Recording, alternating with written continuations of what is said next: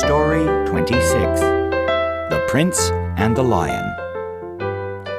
There was a young boy prince who had a pet lion. The lion was his friend, but unfortunately, the lion was never let out of his cage. This made the lion feel sad because he thought if he was considered a friend, then why was he not allowed out of the cage? Next to the lion's cage was a hyena. He hated the lion. One day the hyena said to the lion, "If you are the friend of this prince, why does he keep you in a cage?" The prince was about to answer when the hyena cut him off and said, "The reason, lion, is because of your big teeth."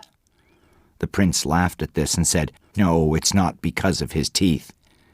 "Then it's because of your claws. They could kill the prince with one swipe," the hyena said to the lion. The prince laughed again. "No, it's not because of his claws. I trust the lion will not hurt me.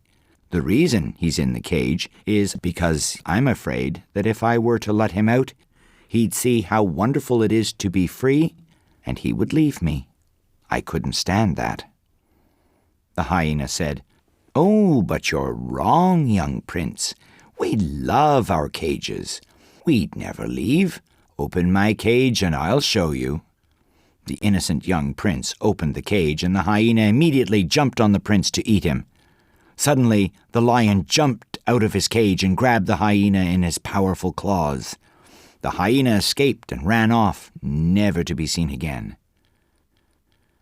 The young prince was surprised and asked, "Lion, how did you get out?" The lion replied, "My prince, my cage was never locked. I have always stayed here because we are friends."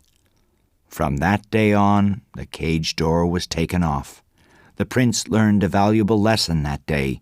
He learned that a friendship without trust is not a friendship at all.